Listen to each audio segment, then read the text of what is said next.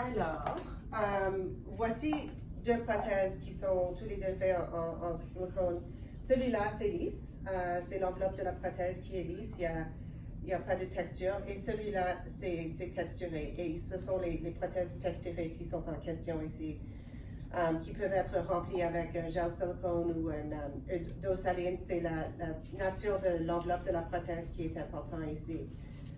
Et les prothèses qui ont été développées avec une texture, c'était fait pour une raison. C'était fait pour créer une adhérence entre la capsule qui est faite par notre corps. Une capsule, c'est une couche de tissu fibreuse qui couvre un implant et ça va créer une espèce d'enveloppe entre cette prothèse qui est un corps étranger et nos propres tissus. Et la présence d'une capsule est complètement normale. Ça existe autour de toutes les prothèses bien lisses et texturées. Tous les corps étrangers vont devenir encapsulés dans le corps humain.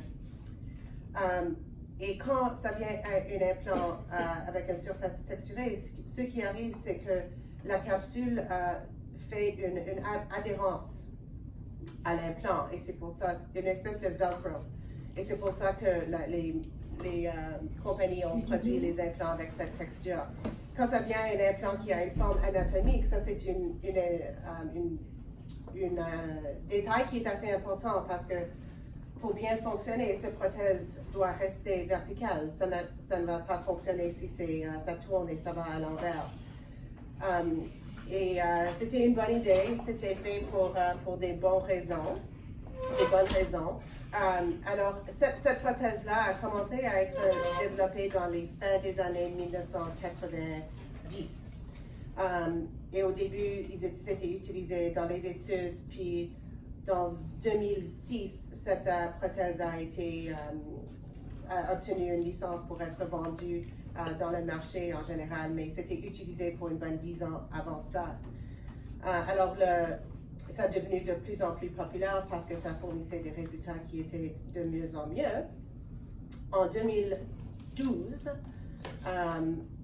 on a eu les premiers reportages d'un cancer qui est un cancer de cellules blanches. Ce n'est pas un cancer de la glande mammaire, mais un cancer de cellules blanches qui a été trouvé en association avec une prothèse mammaire. Il y avait 2 cas qui ont été découverts en Australie et qui étaient publiés ensemble. Et pour nous autres, dans la communauté de chirurgie plastique, c'était quelque chose qui n'était jamais vu auparavant. C'était quelque chose qui était complètement nouveau. Et pour nous autres, comme vous pouvez imaginer, c'était inquiétant de même voir 2 cas de ce type. Alors, on a commencé à éduquer les autres plasticiens sur l'existence de ce phénomène et de demander que nos confrères et nos consoeurs commencent à reporter les cas à un registre central. Alors, depuis 2012, on a compté 575 cas dans le monde entier. Et au Canada, les derniers chiffres étaient 25 cas.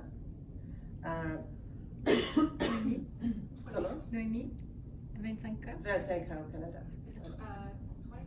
Yeah.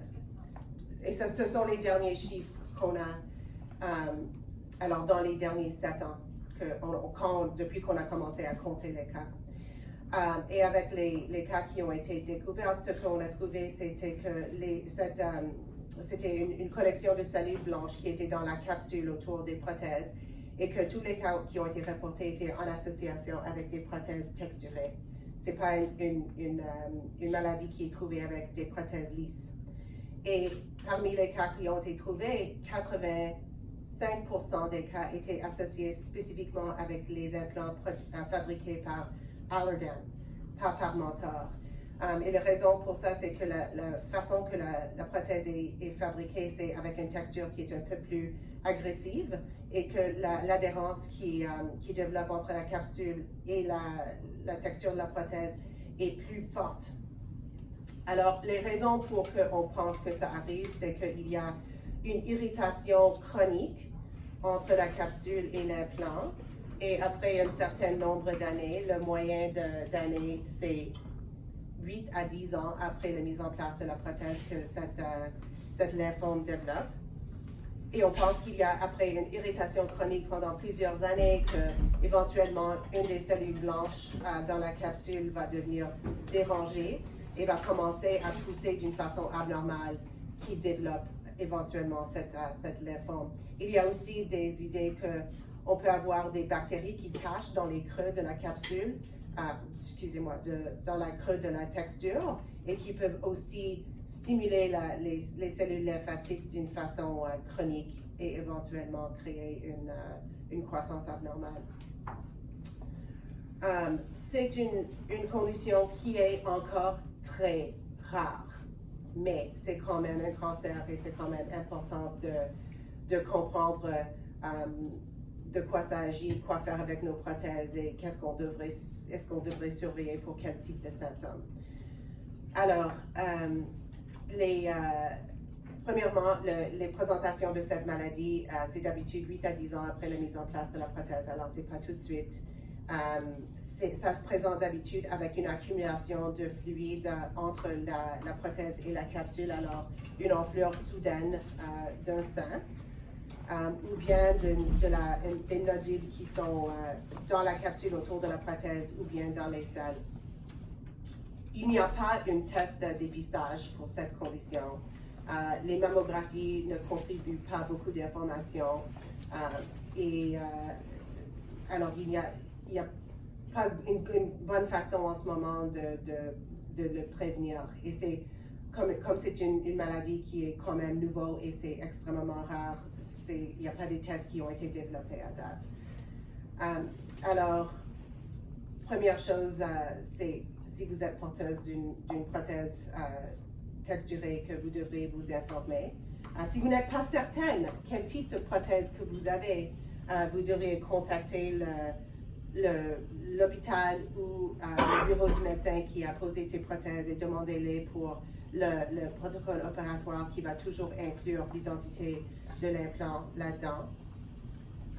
Vous devrez vous éduquer sur les signes et symptômes, sur enflure soudaine ou les nodules dans les seins.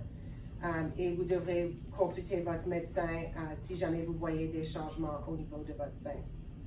En ce moment, Santé Canada, le FDA et les sociétés de chirurgie plastique dans le monde ne conseillent pas une retraite de ces prothèses d'une façon préventive.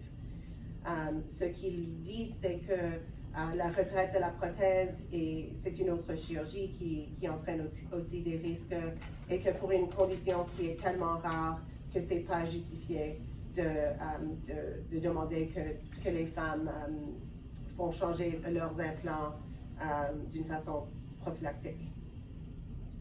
Alors, de surveiller et d'être. Mais, ça c'est côté science.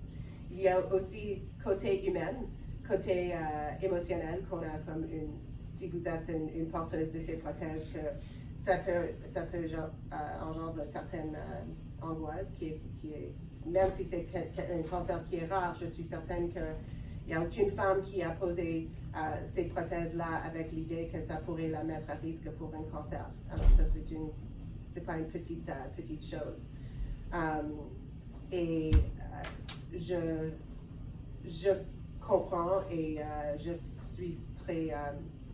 supporte l'idée de changer ces prothèses-là et de les changer pour des implants lisses pour les gens qui sont inquiètes. Je ne pense pas que c'est quelque chose qui devrait être fait en urgence, mais c'est quelque chose que vous devriez mettre dans vos plans de vie dans les environs 8 à 10 ans après la mise en place des prothèses.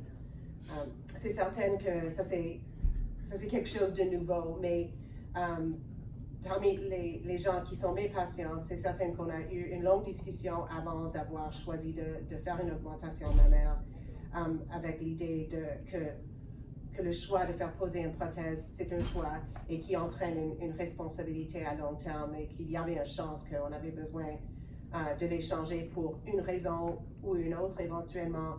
Et ça, c'est une autre raison parmi une liste de raisons qui a déjà été communiquée. Mais c'est là. So,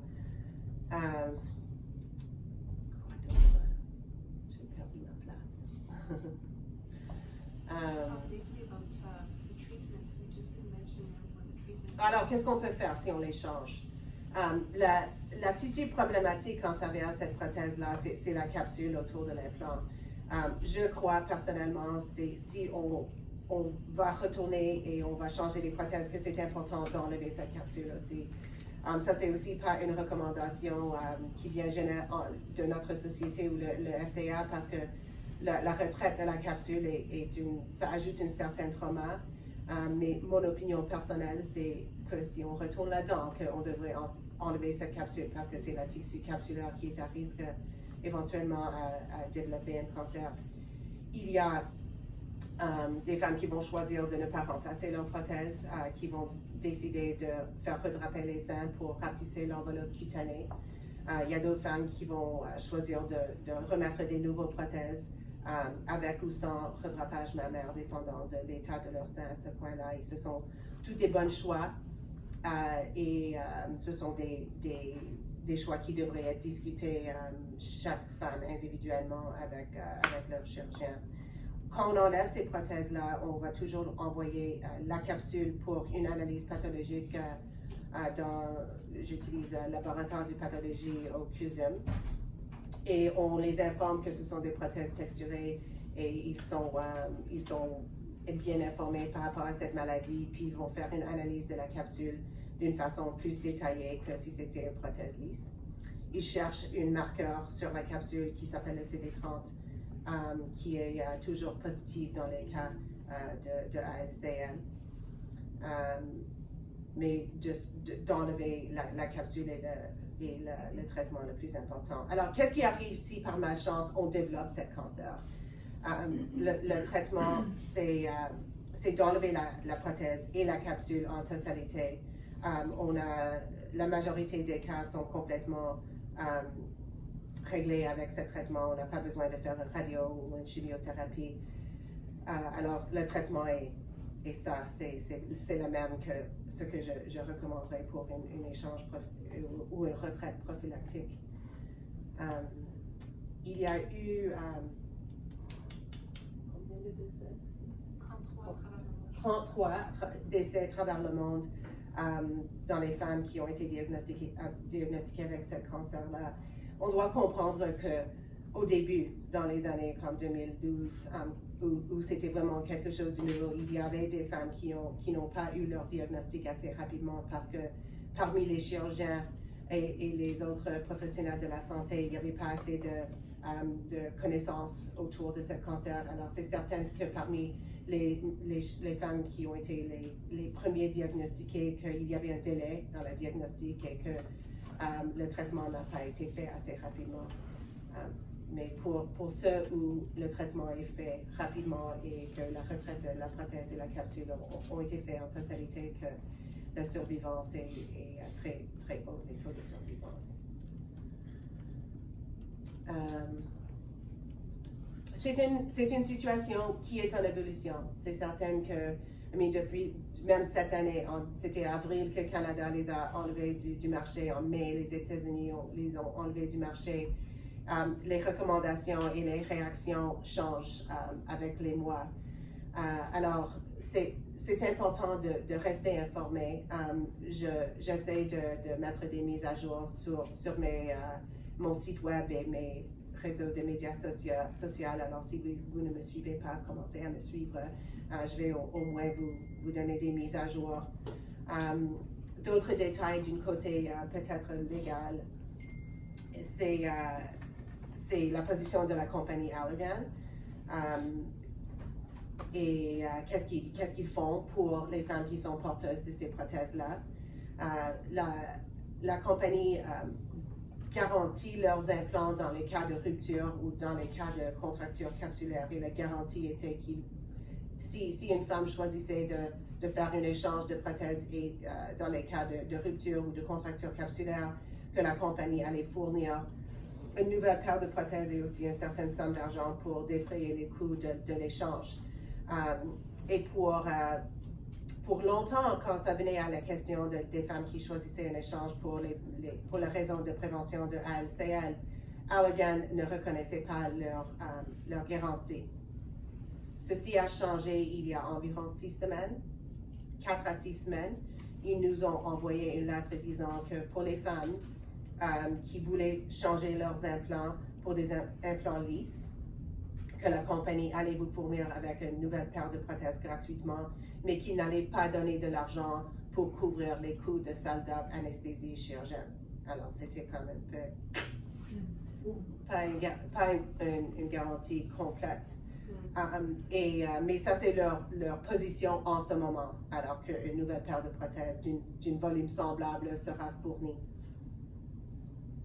Si vous acceptiez leur prothèse, ils vont vous demander de signer une décharge. Soyez, juste lisez ce qu'ils essaient de vous donner et je veux que vous restiez informés sur les conséquences de choisir leur cadeau.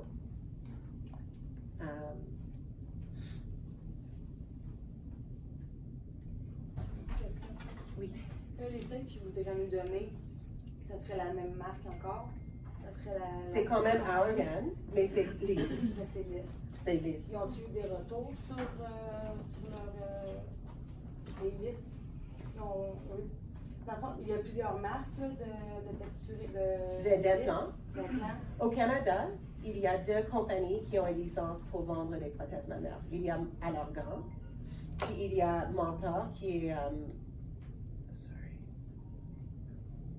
Baby, I'm in the middle of my presentation. Sorry. Alors, aux États-Unis, il y a une troisième compagnie qui s'appelle Sientra, mais au Canada, il y a seulement 2 compagnies qui sont permis de vendre des implants mammaires.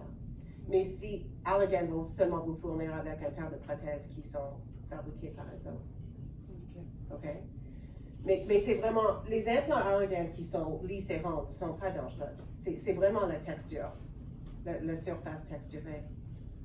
Et les compagnies Mentor vend aussi un implant texturé, mais ça n'a pas la même association avec cette maladie parce que la façon qu'ils texturisent leurs prothèses est différente. Une autre question?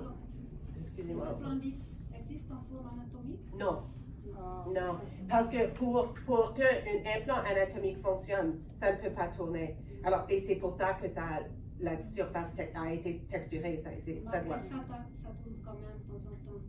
Dans certains cas, oui, des fois, le processus d'adhérence ne se fait pas comme on le veut. Mais si la prothèse fonctionne comme c'est supposé de fonctionner, c'est-à-dire de devenir collée, ça ne devrait pas tourner. Mais vous avez raison. Des fois, les prothèses ne collent pas complètement. Des fois, il y a une adhérence partielle, il y a une double capsule à l'intérieur. Mais, yeah. Je m'excuse. Oui. Admettons qu'on décide de se faire enlever les implants texturés pour mettre un implant qui ne l'est pas. Est-ce qu'il y a un délai? Est-ce qu'on peut enlever l'implant et mettre un tout de suite pendant la même opération? C'est conseillé de le faire de cette façon. Oui. C'est mieux de le faire en même temps parce que l'espace est déjà là. Alors, une fois qu'on enlève la prothèse, il y a une poche, on enlève la prothèse et la capsule, puis on va remettre quelque chose tout de suite. Et ensuite, votre corps va produire une nouvelle capsule. Si on ne remplace pas tout de suite et on permet cet espace de fermer, votre corps va le refermer avec un processus de cicatrisation. Et ça va créer une lie essentiellement qui est bien collée. Et de retourner plus tard pour mettre une nouvelle prothèse, il y a une période d'environ 1 an où la cicatrice est tellement épais que c'est très difficile de remettre une nouvelle. On doit attendre que ça devienne plus souple et avant de faire ça. J'ai une autre question qui est comme plus personnelle. Moi, je me suis fait mettre des implants texturés après un cancer du sein. Parce que j'étais pas bien avec quoi j'étais. Alors, moi, j'ai pas eu de frais à payer pour mon opération. Là, qu'est-ce qui arrive si je décide de remettre des nouveaux implants? Est-ce que là, je dois payer tout d'un coup? Non, non. Quand ça vient aux reconstructions mammaires qui ont été faites pour les cancers ou reconstruction, des fois pour d'autres raisons, genre pour une femme qui a eu une aplasie d'une côté, qui a eu un sein qui n'a pas poussé. Ceci est couvert par la régie et l'échange des prothèses va aussi être couvert par la régie, mais on doit passer à travers l'hôpital public, à travers, est-ce que c'était fait à Cité de la Santé? Oui. Partout aussi. Yeah. Alors de passer à travers la clinique de plastie là-bas pour Faudrait que j'en parle aux médecins qui me suivent. Je sais pas trop là, de quelle façon je vais me prendre. Oui, vous allez demander une référence dans la clinique de chirurgie plastique à Cité de la Santé. Je peux même l'écrire pour vous. Puis ils vont vous voir et est-ce que vous avez reçu une communication de l'hôpital? Et qu'est-ce qui était écrit sur leur communication? Dans le fond, c'est ça là que j'étais ciblée par ces implants-là que j'étais pas une cliente, mais que j'avais reçu ces implants-là, puis que je devais faire attention aux symptômes, énumérer les symptômes, si ça pique, si c'est un changement de texture, tout ça. Oui. Mais est-ce que vous étiez aussi invité de reprendre une rendez-vous de consultation en clinique externe? Pas sur cette lettre-là, j'ai pas Ça devrait. Mais là, je vois mon médecin bientôt, alors je vais lui en parler. Oui, et juste demander qu'il vous réfère. À la clinique de Chirurgie plastique. Yeah. Parce que c'est plat de se retrouver dans une situation comme ça. Très. Oui, J'ai très déjà plat. passé au travers Je sais. ça me tentait de retourner là. Moi, je Je sais sais. c'est quoi, puis c'est pas le fun. Non, je sais, c'est... Mais ce sera pour C'est vous, pas- docteur McGill, dans le cadre d'un milieu hospitalier, c'est pour vous qu'elle est opérée. À date, non, c'est pas moi, mais je peux vous donner des noms des bons médecins là-bas. Parce que c'est vous qui m'avez opéré aussi, puis dans la même situation que madame. Mhm. Et c'est ça. Moi aussi, je voudrais bien faire enlever pour avoir une prothèse lisse. Absolument. Une autre Mais- question aussi. Si, après un examen médical, mon épouse, son médecin dit oh, mon Dieu, il y a de quoi d'anormal, ça va pas bien, on regarde ça, puis c'est peut-être un cancer. Est-ce que le système de santé Va vous prendre en va main? prendre en main? Ah oui, Oui? à 100%. Ah oui? Oui, oui. Non, mais pas, non, toi, ta Pour- question, pour c'est le qu'il faut faire prendre en main pour enlever, puis enlever. pour changer les prothèses. Non. Ben, il Bien devrait. sûr que non. Ils vont juste les enlever. C'est ça. Les enlever, oui, mais, C'est ça. Pendant mais ça dépend des situations. Si les prothèses ont été posées pour les raisons de reconstruction Non. suite à un Non. cancer, Non, non, c'est pas suite à Oui. un cancer.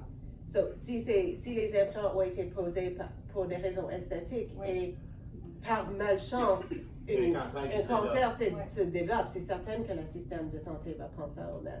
Mais si c'est un échange pour des raisons de prévention, ça Non, c'est non, non. ok, ça c'est aussi une zone grise. Ah, Ils vont payer pour la retraite des prothèses, ok. mais pas le remplacement. OK. Mais Ouais. si on est malade, ils vont payer pour le retrait et le remplacement? Si c'était fait pour des raisons de reconstruction suite à un cancer, oui. Non, mais disons comme tantôt, monsieur, il dit, là, disons qu'on a un cancer suite à à ça. avoir ces prothèses-là. Là, le système de santé nous prend en main, il nous enlève les prothèses. Mais c'est dit, là, on a un cancer. Donc, vous dites Système de santé. la guérison, je veux dire, le traitement, c'est d'enlever les prothèses. Oui. Mais, Et la capsule. ouais. Et est-ce que Et c'est probable dans ces situations-là, mais c'est très rare, ok?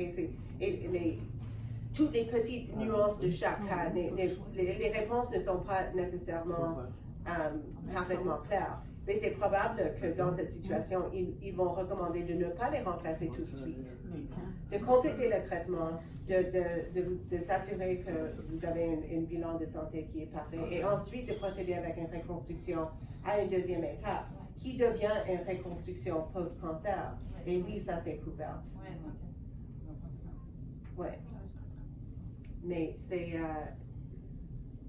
le rôle que le système public joue dans ça, c'est pas toujours parfaitement clair. C'est clair, une retraite de prothèses qui ont été posées pour n'importe quelle raison est actuellement couverte, mais de les remplacer n'est pas couvert.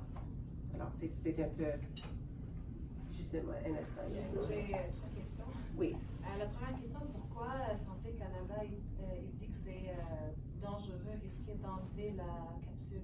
C'est parce que c'est une chirurgie qui entraîne un risque de saignement. Ça doit être fait très soigneusement. C'est L'hémorragie interne?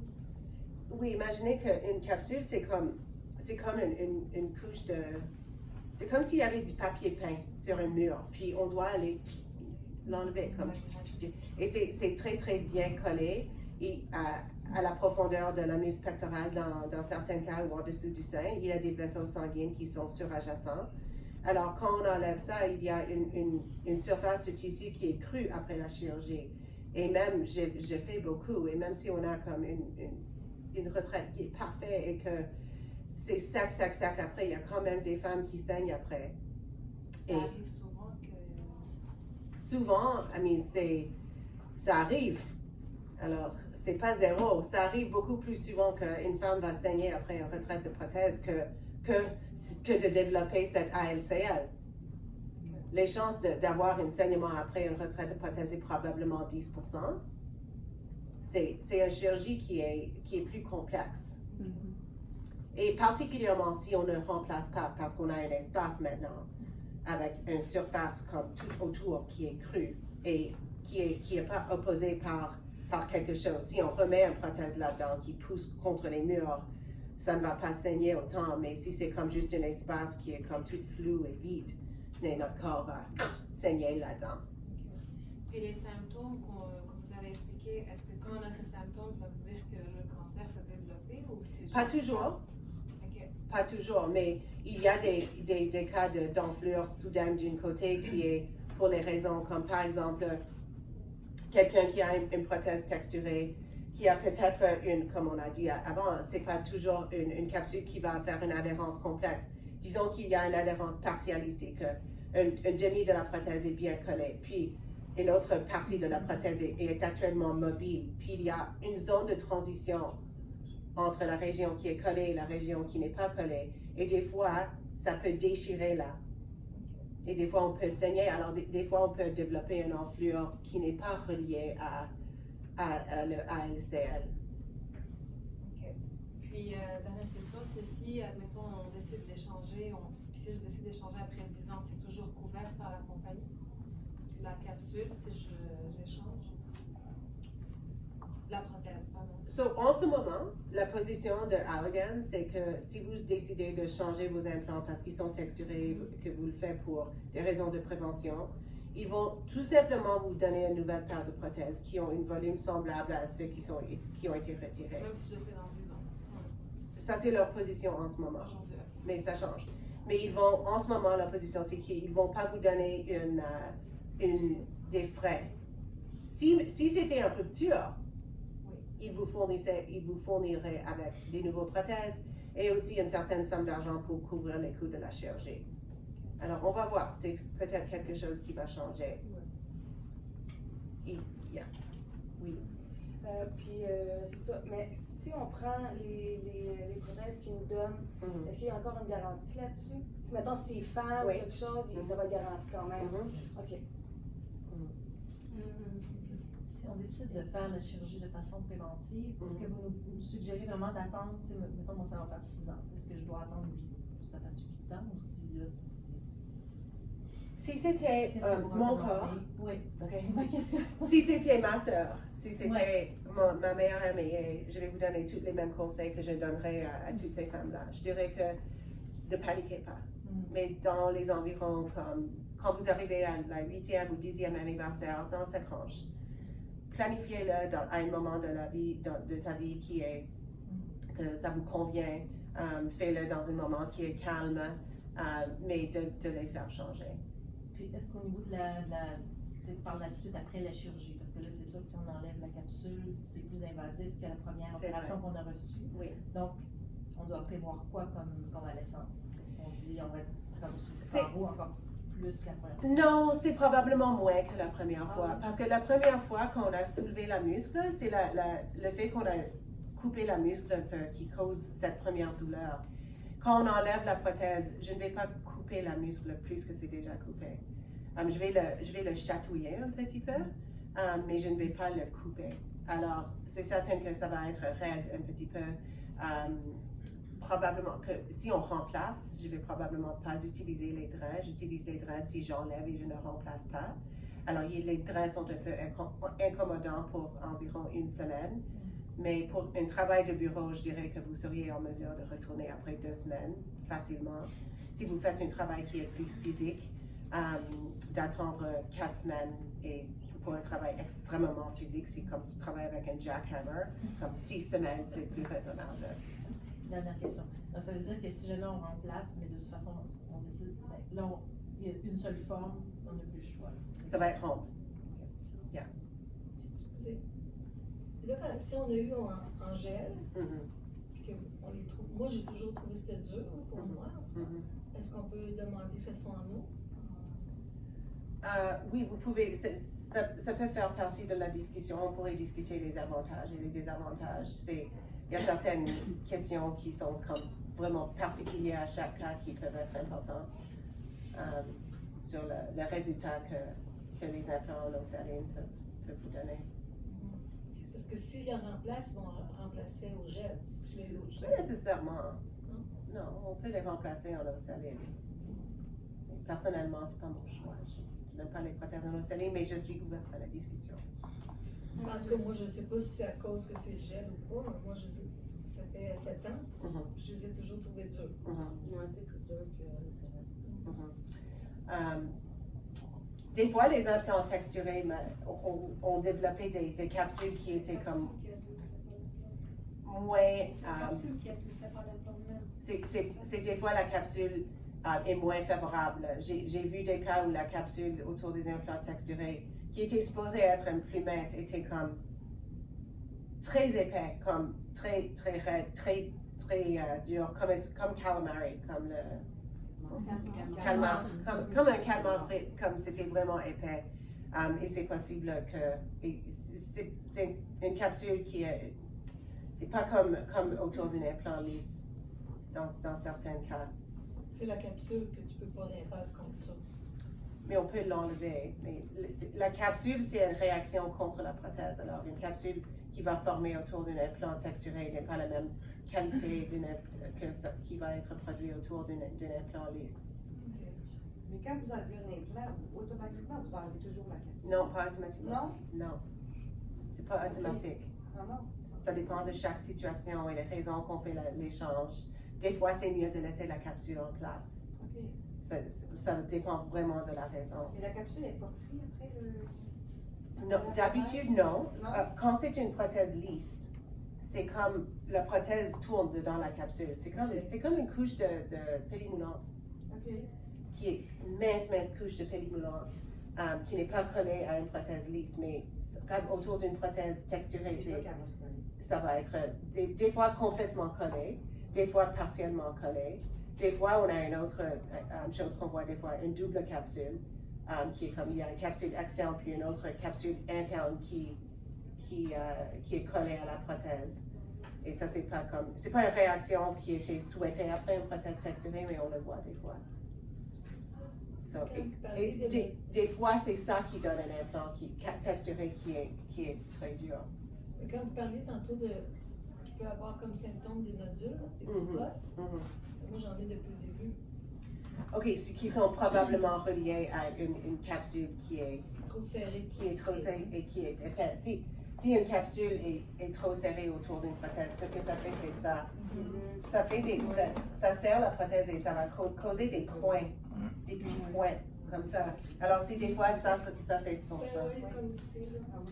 Mais je peux, si vous avez revenu. Oui, je t'en et je dois ouvrir, ma mémoire n'est pas très bonne. Mais c'est probable que je peux identifier si c'est un coin. On peut aussi faire une échographie ou une résonance magnétique pour identifier ça. Pour savoir si c'est pas le cancer, si c'est des nodules là-dessus. Oui, les nodules on doit pas oublier que ce cancer, c'est très rare. C'est plus commun d'avoir comme un petit pli que tu sens. I mean, les choses communes sont communes. Alors, mais je le sens bien que c'est un pli, par contre. Je sens que c'est un nodule. Moi, je sens que quand je pèse dessus, ça bouge. Oui, ça bounce. Mais malheureusement, je ne peux pas discuter tous les détails de chaque cas spécifiquement ici. Mon but, c'était au moins de vous fournir avec les informations qui sont les plus essentielles. Je sais que je serai très contente de vous recevoir chacune, mais que je ne peux pas recevoir 20 personnes dans mon bureau aussi rapidement que je peux au moins vous donner un petit discussion ici. Mais quand même, la porte est toujours ouverte. Oui. Moi, je voulais savoir pour les plis, là. Oui. Ça peut arriver à n'importe quand. Oui. Comment ça fait 8 ans, puis là, j'ai comme senti une bosse. Mhm. Puis, tu sais, j'avais passé une échographie, puis une radio, puis ils n'ont rien vu. Ils m'ont dit que c'était comme un genre, tu sais, un pneu qui a une bulle, Yeah, là. Bon, exact. ils m'ont dit Yeah. que c'était ça. Fait que touche à ça. C'est semblable, hein? Ouais. Yeah. Tu sais, quand ils te poussent ça, t'es comme pas sûr, là. I Tu know. sais, c'est comme. Je j'ai sais. bossé. Je sais. C'est vraiment évident. J'ai vraiment été consultée, on a mais la douleur est présente, comme si ça allait monter. Ça m'inquiète, mais je me disais, c'est quoi le lien? Une rupture ne vient d'habitude pas avec une douleur. Une douleur vient des fois avec une capsule qui est contractée, parce que la capsule, c'est un tissu inflammatoire.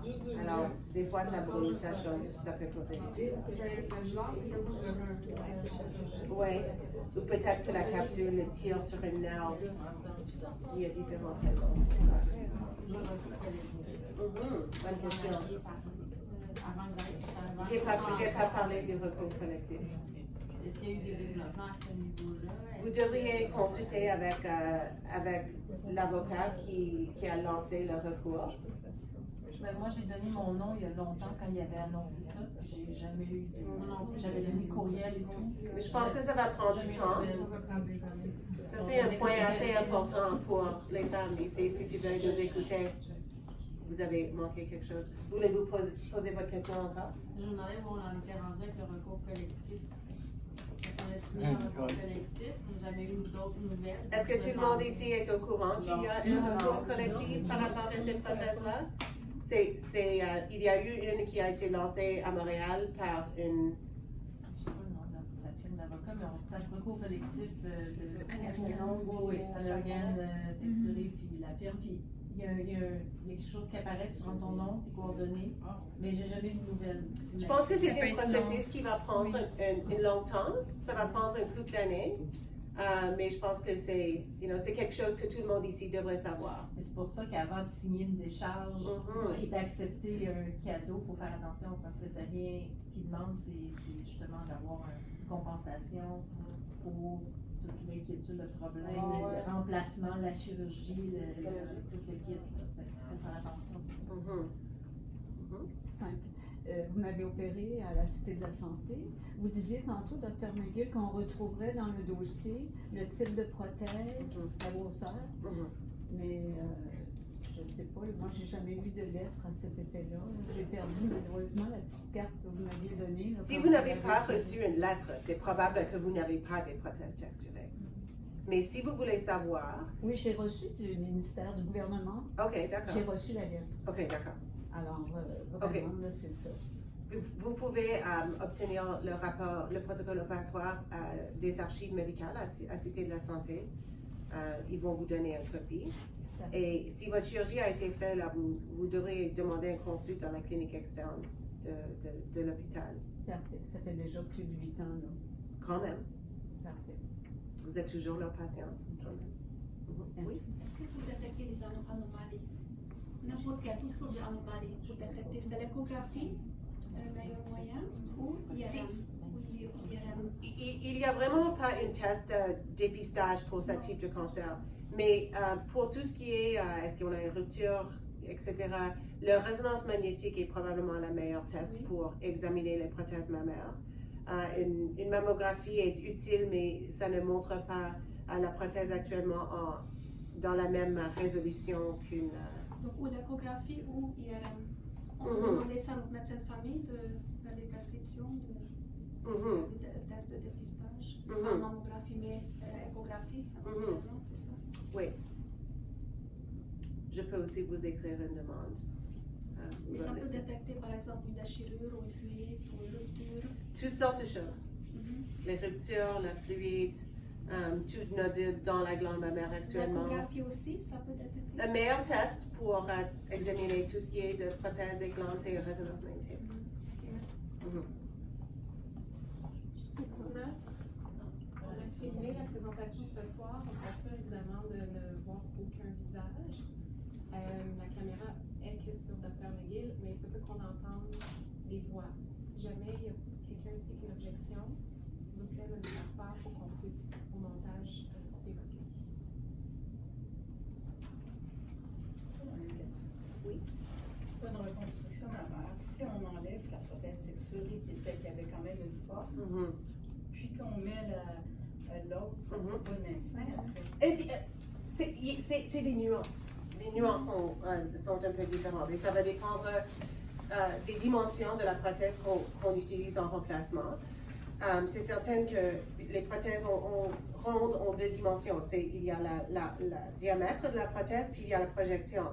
Le plus qu'une prothèse a une projection exagérée, le plus que ça va paraître bombé. Mais une prothèse qui n'est pas trop projectante, quand c'est en place, ça prend quand même une forme un peu goutte d'eau.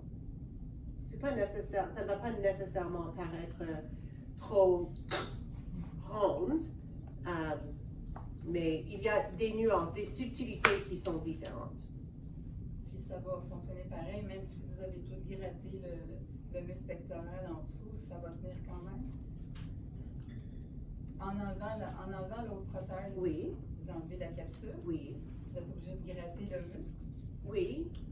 Pas exactement gratter. Ça va tenir quand même. Votre corps va ensuite produire une nouvelle capsule autour du nouveau prothèse qui a été placé. C'est certain qu'on veut contrôler ce processus-là. On veut une capsule qui est comme bien ajustée autour de la prothèse, qui est un bon match pour que la prothèse reste en place et que ça ne tombe pas à côté, par exemple. On ne veut pas non plus une prothèse qui bouge dans un gros espace. Donc, il ne faut pas y aller plus petit. Ça entraîne la possibilité d'avoir un résultat qui est moins esthétique. Mais est-ce que ça va le grossir encore? Pardon? Est-ce que ça va le grossir plus? Vu que tu enlèves l'autre, peux-tu mettre un petit peu plus gros pour que ça soit bien formé? Des fois, oui, un tout petit peu plus gros. Juste un petit peu plus de volume pour bien remplir l'espace. Sauf qu'à l'amalgame, il voulait comme juste la même grandeur, grosseur que l'autre, fait qu'on peut... Dans la range de semblables. Je ne sais pas à quel point ils vont être comme... Si, mettons, moi, je voudrais plus gros, il faudrait que je paie comme un surplus, quoi. Oui, ils vont voir ça comme un échange pour plus de volume. Comme si quelqu'un a une prothèse qui est comme 250 et elle vient de 560. Ils vont dire, bon, là, elle a une autre motivation ici. Mais là, en prévention, si on a peur, comme vous dites, il faut qu'on paye la chirurgie et qu'est-ce qu'il faut payer? Tout sauf l'impact.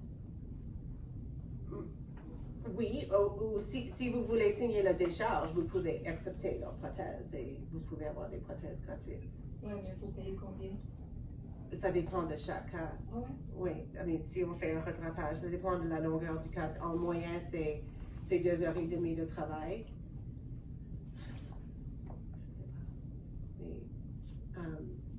Je sais pas, je vais demander que Tania vous parle tantôt. Mais c'est un peu plus dispendieux parce que justement, pour retirer la capsule, Yeah, ça coûte plus cher. Pour moi, c'était comme le double du prix quasiment que ce que j'avais payé au départ. C'est vraiment une fonction du temps. C'est ça, moi, c'est le double du prix quand même. Est-ce que vous les avez fait, c'est ça? Ben, j'ai eu la soumission pour les faire retirer. Okay. Mais les enlever, ça m'avait pris 7 000, puis là, j'ai presque à 13 000 pour les remplacer. Ouais. Dr. McGill, just briefly, c'est une question sur les médias sociaux, le rattrapage, pour les patients qui choisissent d'enlever, de retirer, de ne pas remplacer, ou même de remplacer, mais de faire un. Vous avez expliqué expliqué la semaine dernière que ça rend pas la chirurgie plus compliquée, au contraire, en ouvrant un petit peu plus pour faire le rattrapage. Oui. C'est plus facile pour les chirurgiens. Oui. Si on fait si mettons une femme a des prothèses qui sont 500 millilitres, assez volumineux, puis elle veut les enlever, elle ne veut pas les remplacer. Ce que je conseille des fois, c'est de faire un rattrapage mammaire. C'est pour refermer l'enveloppe de la peau un peu, pour refermer l'espace. Et actuellement, ça rend la chirurgie plus facile parce que je peux voir plus pour bien enlever la capsule en totalité. Si on ne fait pas un rattrapage, on fait la chirurgie à travers une incision ici dans la plaie, c'est quand même faisable, mais d'un côté technique, c'est plus difficile de me rendre là. Une fois que je suis rendue là et on commence à ce point-là, ça devient un peu acrobatique de bien enlever la capsule en totalité. Alors, des fois, ça prend un peu plus longtemps avec cette approche. Mais ils fournissent l'implant, mais est-ce qu'ils payent le retrait, puis ils enlèvent dessus? Non, c'est juste l'implant, fait que... Qui? Ben, la compagnie. Ah, d'accord. La compagnie nous offre juste l'implant de même, puis arrange-toi avec ça. Fait qu'elle doit pas ça. C'est plus le recours collectif. Fait que c'est ça, en ayant le recours collectif. C'est pas que ça va donner, ça dépend. Ça peut être vraiment 10 ans. S'il y a une décharge, ils ont tout droit. Mais ça met une pression, le recours collectif. Ouais, c'est ça, mais moi, pendant ce temps-là, j'ai pas entendu le cancer, là. C'est pour ça. Mais tu sais, le recours collectif met une pression sur Allergan, justement, pour donner d'autres, éventuellement, peut-être, pour que le recours arrête, ils vont peut-être donner des conditions plus intéressantes. C'est une situation qui évolue. So, je peux vous dire quel est l'état maintenant, mais gardez vos oreilles ouvertes. On va s'assurer de publier les mises à jour aussi sur les plateformes sociales. Donc, dès qu'on a des nouvelles informations qui sont disponibles, on va les Est-ce que c'est possible qu'ils vont avoir des nouveaux produits en forme anatomique, par exemple? Ils vont trouver quelque chose pour remplacer les tests par d'autres matières? Le concept prothèse a été développé. Je me souviens, j'étais au début de ma pratique et tout le monde était comme « Wow, c'est nouveau, c'est meilleur, c'est mieux, c'est la meilleure chose. » Ils peuvent inventer quelque chose de mieux, mais il n'y a rien qui dit que dans 5 ans, il n'y aura pas un autre problème. Mais tu sais, des fois, on voit les conséquences et les séquelles seulement après un certain nombre d'années. Parce que c'est très bien, la forme anatomique, c'est vraiment parfait. C'est parfait. Je sais. Mais nouveau, c'est pas toujours mieux. Des fois, ceux qui a 30 ans, qu'on a 30 ans d'expérience avec, et on sait exactement le bête qu'on joue avec. Ça, c'est des fois. Mais l'implant lisse, il n'y a jamais eu de rappel, il n'y a jamais eu de... Les implants lisses, il y avait les années 80, un implant lisse qui était fabriqué par Dow Corning, qui était rempli avec une silicone qui était liquide. Et c'était vraiment une des premières générations de prothèses. Et c'était pas une prothèse qui était très robuste. Et s'il y avait une fissure là-dedans, le gel qui était liquide coulait, puis ça causait un dégât. Celui-là, c'est rempli avec un gel. Alors, même s'il y a une rupture là-dedans, quand je retourne pour l'enlever, c'est comme, je l'enlève, un morceau. Il n'y a pas la même messe. Donc, le silicone comme tel n'est pas du tout en cause. Non, c'est la texture. C'est la texture.